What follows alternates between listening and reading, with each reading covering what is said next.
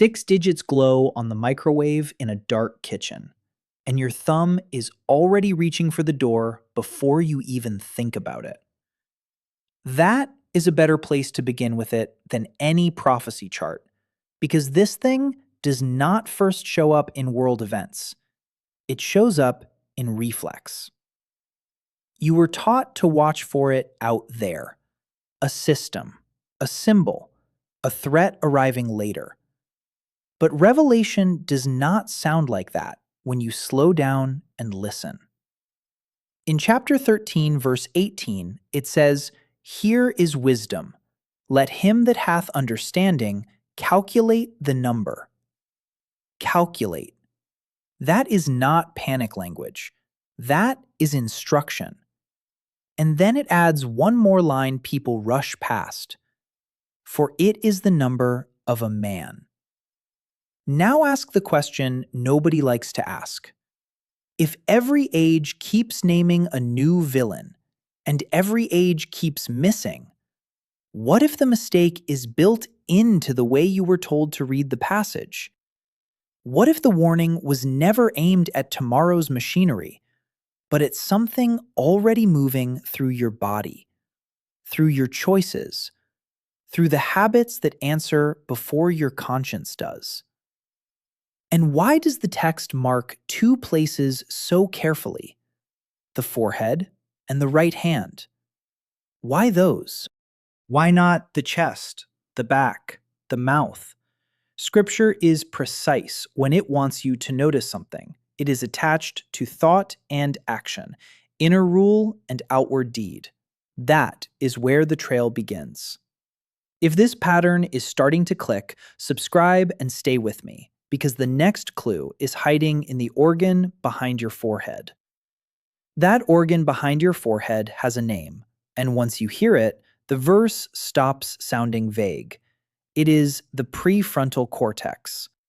Warm, folded tissue sitting just back from the bone, the part tied to judgment, restraint, planning, personality, the part that helps you pause before you become your worst impulse. There is an old case people still talk about for a reason. Phineas Gage survived a brutal accident when an iron rod tore through that region. He stayed alive. He could walk, speak, eat, breathe. But the man people knew seemed to have slipped out of place. His decisions changed. His manner changed. The steady inner governor was damaged, and the character built on top of it shifted with it. So when revelation points to the forehead, you should ask yourself, what if that place is exact? What if the warning is aimed at where choice is organized? Then the passage names the right hand. Again, exact. In most people, the left side of the brain drives that hand, and that side is strongly linked with language, sequencing, analysis, structured action. Thought, then deed. Rule, then execution. The inner command desk and the outer instrument. The mark touches both. Now the pattern gets tighter. If the forehead names the seat of self-control, and the hand names the carrying out of intention, then this sign in Revelation is describing a whole human condition, a way of thinking, a way of acting, a system already running inside the body. And once you see that, chapter 13 asks a sharper question than most people ever notice. What number belongs to that condition in the first place? That question hangs there for a reason, because the verse does not leave you guessing about the next step. It says to calculate the number. So take the instruction seriously. Slow your breathing, clear the noise, and ask it plain. If this mark belongs to the human condition, what number is hiding inside the body itself? Start with the material. Skin, blood, muscle, nerve, the soft gray tissue behind the brow. All of it is built from matter. And one element shows up again and again in that construction. Carbon. Your body carries the faint mineral smell of it, the warmth of it, the dust-to-dust logic of it. Health data puts carbon at about 18.5% of body mass, second only to oxygen. That means the stuff is not a side ingredient. It is part of the frame. Now bring the count into focus. Carbon 12, 6 protons, 6 neutrons, 6 electrons. Sit with that for a second, because the old line in Revelation calls this the number of a man, not the number of a throne, not the number of a machine, the number of a man. Do you see why this keeps slipping past people? They are staring at markets and governments while the text points toward chemistry, embodiment, the human vehicle itself. The number resolves inside the flesh. And if that is true, then the warning becomes far more intimate. The danger is tied to a carbon-based life that can be ruled from below. But a body made of carbon-12 is not evil by itself. So why would Scripture cast this number in such dark light, unless something else is happening inside it? Something repetition is carving deeper every day. That something else is where the passage stops being abstract and starts feeling uncomfortably close. You can hear it in ordinary life. A sharp reply before silence has a chance. The jaw tightening, the hand gripping the wheel, the pulse rising in the throat. By the time you notice it, the reaction is already halfway out. Neuroscience gives that pattern a body. Repeated response lays down a faster path. The brain wraps active circuits so the signal travels with less resistance the next time. The texture of habit becomes physical. It is called myelination, and once a pattern is rehearsed enough, it begins to fire with the ease of a worn groove. That is why old anger feels ready before the moment even deserves it. That is why fear can arrive with a familiar taste in the mouth, metallic and dry, before thought catches up. So when you read about it, you may be looking at a sign formed by repetition inside a carbon-based body. The forehead and the hand now make even more sense. The region of judgment gets trained. The instrument of action follows the training. Thought and deed start moving as a pair. And here is the dangerous part. You do not need some outside force to carve that pattern into you. Every time you feed resentment, vanity, panic, or appetite without resistance, you help cut the same channel deeper. The mark grows familiar because you participate in it. But if a groove can be deepened by repetition, then another question comes at you with equal force. Can it be rewritten? And does Revelation itself quietly say that it can? That question is exactly where the text turns, and almost nobody follows it through. They stop in chapter 13, with the image of control still burning in their mind. But one page later, Revelation opens the same body map again, and this time, the forehead is marked by something else. In chapter 14, verse 1, John says he saw the Lamb, and with him a company having his Father's name written in their foreheads. Same place, same human territory. The brow, the seat tied to judgment, identity, inner rule. If one chapter places one inscription there, and the next chapter places another, then you are being shown a contest over consciousness. A claim over what governs the person. That matters more than people realize. Because if the earlier sign was a groove of reaction, this later writing points to a different kind of formation, another allegiance, another pattern taking hold where the old one used to fire. The same warm skin, the same bone, the same brain tissue under it, but a different ruler shaping what rises from there. And that brings a strange relief with it. The mark was never presented as final ownership of the soul. The book itself shows the same region receiving another name. So the story is not trapping you in doom. It is exposing a battle already happening in the place where your choices gather. Now the question sharpens again.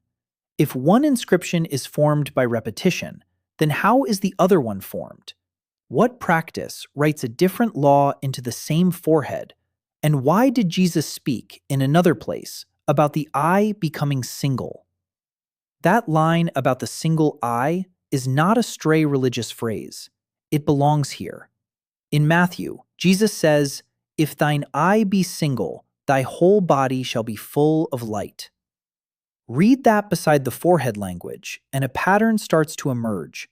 Attention is being treated like a steering power. Where it settles, your inner life follows.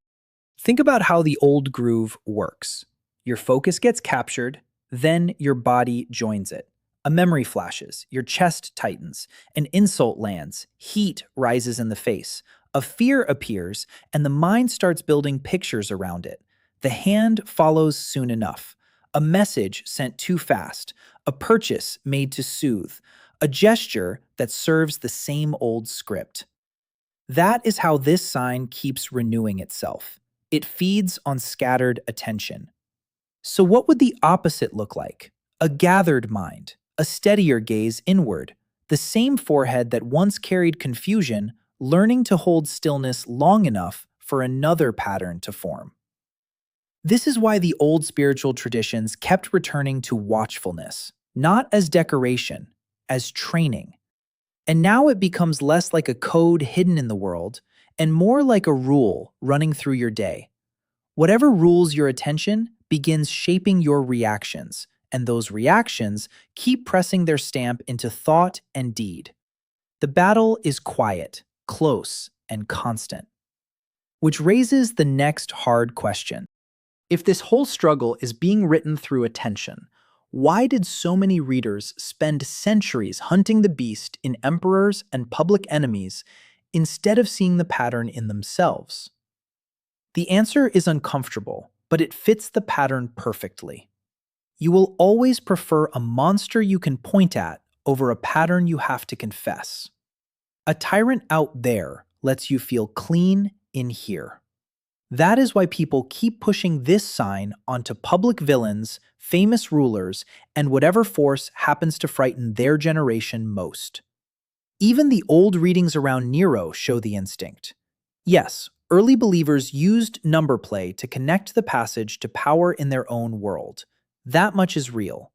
But notice what happened after that. The habit never stopped. The name changed, the fear changed, the century changed, and the chase kept going. Why? Because an outer beast flatters the ego. It lets you talk about evil without examining your own reflexes, your own appetite, your own rehearsed anger. That is where it becomes a mirror. The text says, "Here is wisdom." Wisdom, not frenzy. It says to calculate, to understand, to read beneath the surface. And once you do, the whole thing turns inward with frightening precision. The forehead, the hand, the number of a man. Habit in the body, attention under pressure, reaction gaining speed.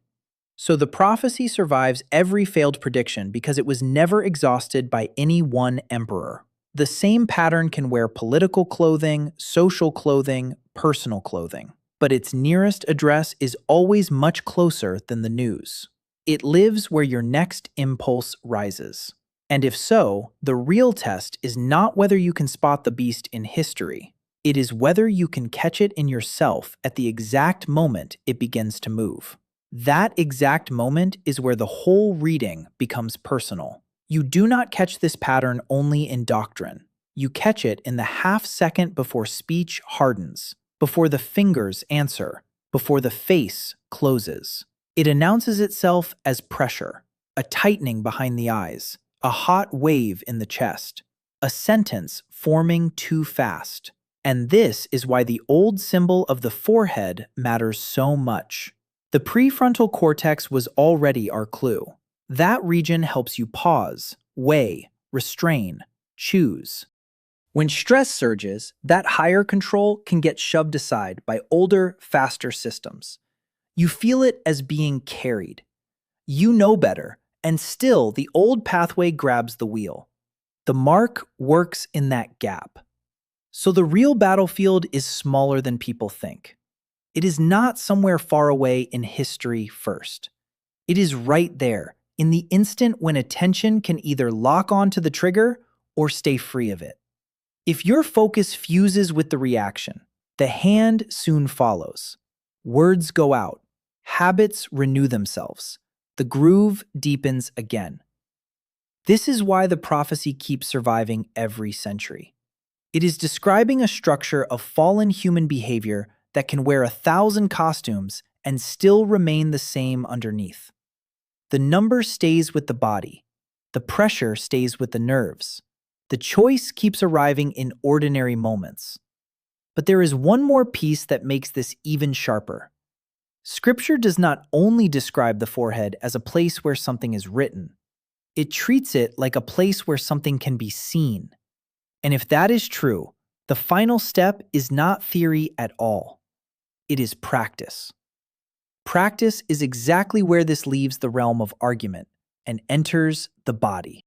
You do not break an old groove by admiring a new idea. You meet it where it fires, in the breath, in the forehead, in the hand that wants to move before wisdom arrives.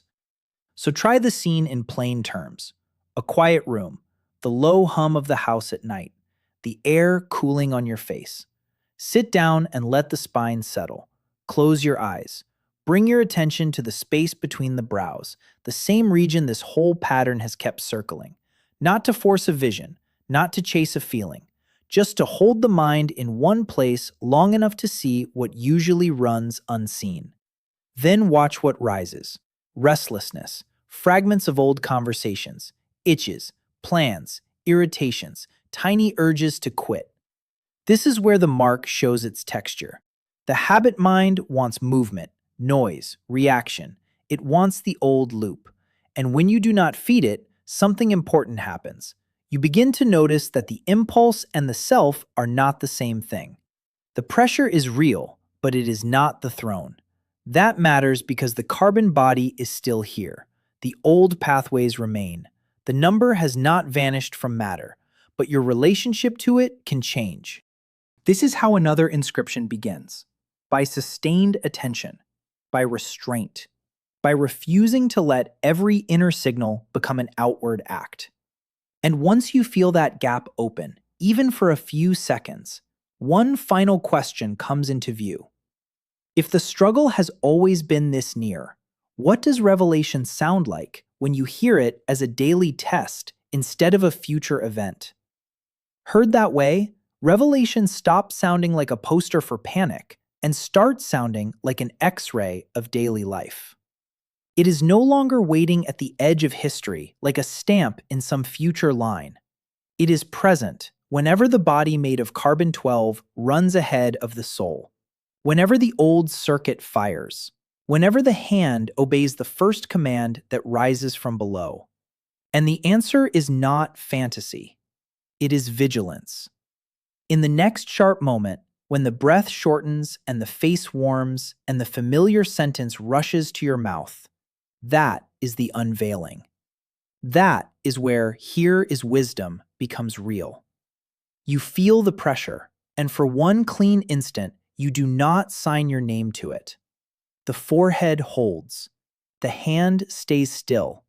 The chain breaks in a place no crowd can see. That is why this book keeps outliving every generation that misread it. It was speaking to the hidden mechanics of a human number all along. Matter, impulse, repetition, allegiance. It named the body without worshiping it. It warned about habit without denying freedom. And it placed the battlefield exactly where you live every ordinary day. A window is dark until dawn begins to thin it.